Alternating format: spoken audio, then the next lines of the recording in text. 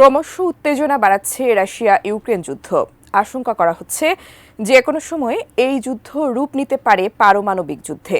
এবার এমনই ভয়ঙ্কর বার্তা দিলেন ইউক্রেনের প্রেসিডেন্ট ভলোদিমির জেলেনস্কি। তার মতে শুধু ইউক্রেন নয়, যে কোনো সময় পুরো ইউরোপ জুড়ে ধ্বংসলীলা চালাবে রুশ প্রেসিডেন্ট ভ্লাদিমির পুতিন। বিস্তারিত জানাচ্ছেন আরিফ হাসান। 2022 সালের 24 ফেব্রুয়ারি ইউক্রেনে সামরিক অভিযানের ঘোষণা দেন রাশিয়ার প্রেসিডেন্ট ভ্লাদিমির পুতিন। এরপর থেকে আজ পর্যন্ত চলছে দেশ দুইটির সংঘাত।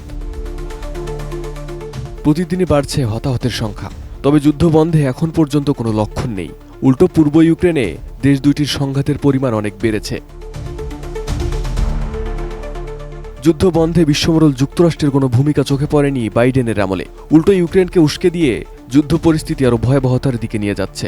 বলা চলে রাশিয়া ইউক্রেন যুদ্ধে এক প্রকার অংশই নিয়েছে যুক্তরাষ্ট্র। রাশিয়াকে প্রতিহত করতে ইউক্রেনকে সব ধরনের অস্ত্র ও সামরিক সহায়তা দিয়ে আসছে বাইডেন সরকার। সেই সাথে আছে ন্যাটোভুক্ত পশ্চিমা জোটও। সম্মুখভাবে অংশগ্রহণ না করলেও অর্থ আর অস্ত্র দিয়ে রাশিয়াকে কাবু করতেই ব্যস্ত তারা। এদিকে যুক্তরাষ্ট্রের ইউক্রেনকে সামরিক সহায়তা দেওয়ার বিপক্ষে কঠোর অবস্থানে রয়েছেন নবনির্বাচিত মার্কিন প্রেসিডেন্ট ডোনাল্ড ট্রাম্প। ট্রাম্পের আমলে এই সহায়তা বন্ধ হয়ে যেতে পারে, তখন বিপদে পড়তে পারে ইউক্রেন। আবার ট্রাম্প গতবারের শাসনামলে যুক্তরাষ্ট্রের ন্যাটো থেকে বেরিয়ে আসার পরিকল্পনার কথাও জানিয়েছিলেন। এবারের মেয়াদে ট্রাম্প যদি এই সিদ্ধান্ত নেন, তাহলে ইউক্রেন এবং ইউরোপের জন্য খুব খারাপ কিছু হতে যাচ্ছে, কারণ ন্যাটোতে সবচেয়ে বড় অঙ্ক অর্থায়ন করে যুক্তরাষ্ট্র।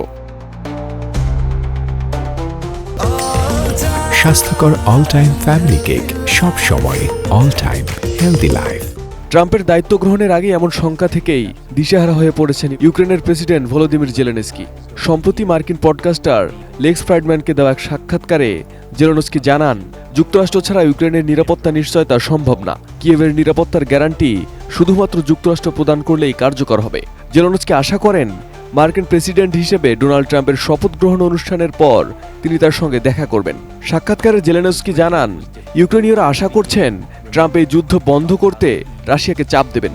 তবে জেলেনস্কি সতর্ক করেছেন, যদি যুক্তরাষ্ট্র ন্যাটো থেকে সরে যায়, তাহলে রুশ প্রেসিডেন্ট ভ্লাদিমির পুতিন ইউরোপ ধ্বংস করবেন।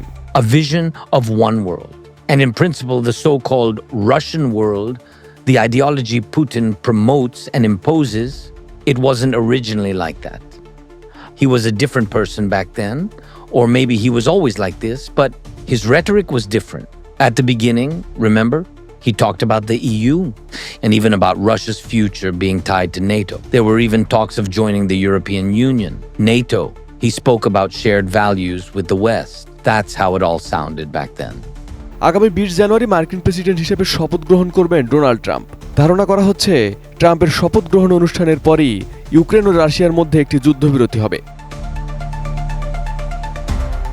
2022 সাল থেকে চলা যুদ্ধের ফলে ইউক্রেনের অবকাঠামো, অর্থনীতি এবং মানব সম্পদে ভয়াবহ ক্ষতি হয়েছে। দেশটির বিদ্যুৎ, স্থাপনা, শিক্ষা প্রতিষ্ঠান, যোগাযোগ এবং আবাসন অবস্থায় ব্যাপক ধ্বংসযজ্ঞ ঘটেছে, যা দেশটির অর্থনীতিকে বিপর্যস্ত করেছে। Arif Hasan, ATN news.